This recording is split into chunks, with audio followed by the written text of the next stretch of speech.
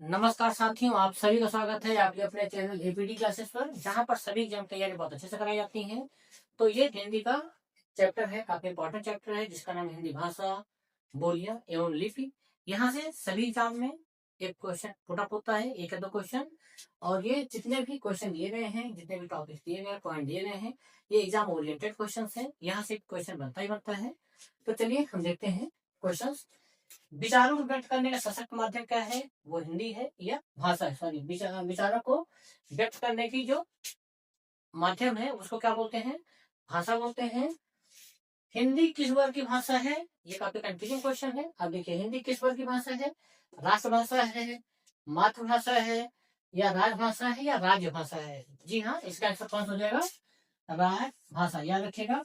अच्छा, ये राजभाषा बनी कब थी? तो इसको राजभाषा बनाया था 14 सितंबर 1949 को। इसीलिए 14 सितंबर को ही हिंदी दिवस मनाया जाता है।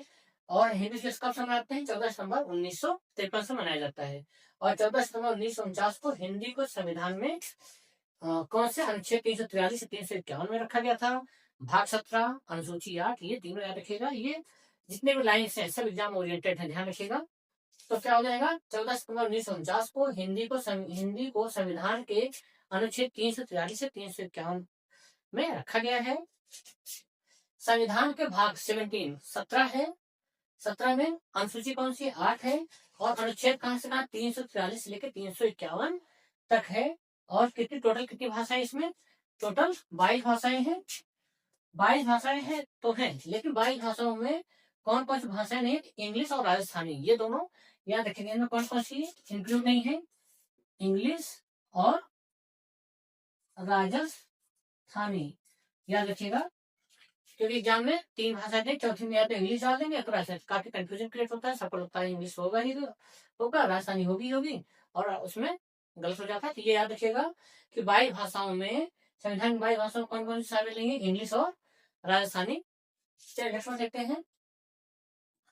संविधान जब शुरू में बना था, मतलब जब राजभाषा शामिल किया गया था, टोटल कुल जितनी भाषाएं थी 22 भाषाएं, तो शुरू में तो 14 ही भाषाएं थी। कितनी थी? 14 भाषाएं थी। फिर 3 बार संशोधन हुए। कितनी बार हुए थे? 3 बार संशोधन हुआ था। एक हुआ था 1967 में, एक 1992 में, एक 2003 में। तो ये पूछा जा सकता है कि जब संविधान बना था उसमें कितनी भाषा इंक्लूड किया गया था? सिर्फ 14 भाषाएं थी। वर्तमान समय में कितनी है? तो इस समय 22 भाषाएं हैं। कौन कौन सी भाषाएं उसमें नहीं शामिल है? इंग्लिश और राजस्थानी, ऐसे कोई भी दे सकते हैं, बट ये दोनों ही एग्जाम में ज्यादा पूछा जाता है, इसलिए याद रखिएगा। अभी तक संविधान में हिंदी को लेकर संशोधन कितनी बार हुआ, या हिंदी की मतलब भाषाएं कितनी बार जोड़ी गई हैं? तो कितनी बार?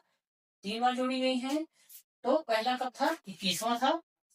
फिर 71वां था संशोधन, और 92वां संशोधन। 3 बार संशोधन हुआ है। 21वां संशोधन ये किस साल में हुआ? 1967 में। 71वां संशोधन ये हुआ था 1992 में।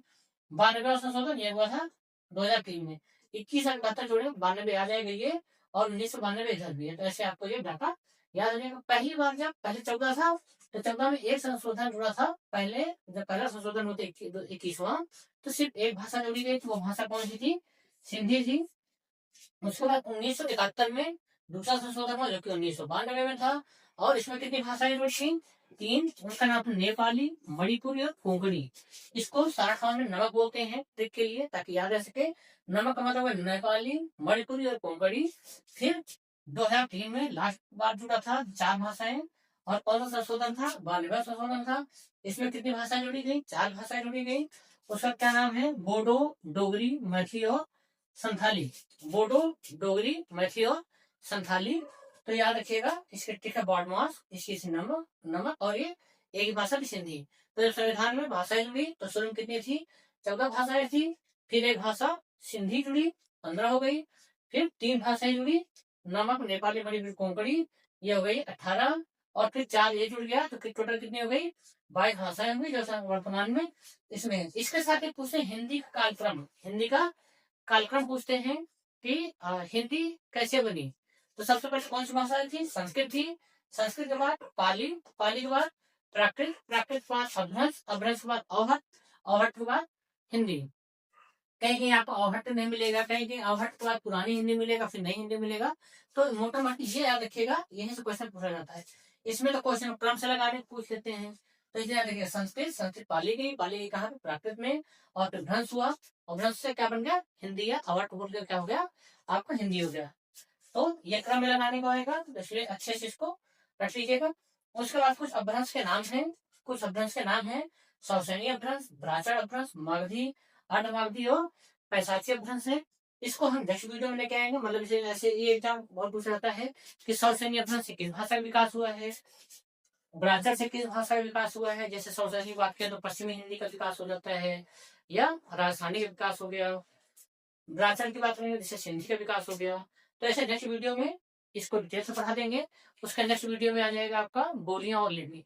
2 वीडियो में ये लेसन आपका खत्म हो जाएगा। सभी एग्जाम ओरिएंटेड क्वेश्चन रहेंगे, बहुत इंपॉर्टेंट आएंगे। तो मिलते हैं नेक्स्ट वीडियो में, तब तक के लिए थैंक यू।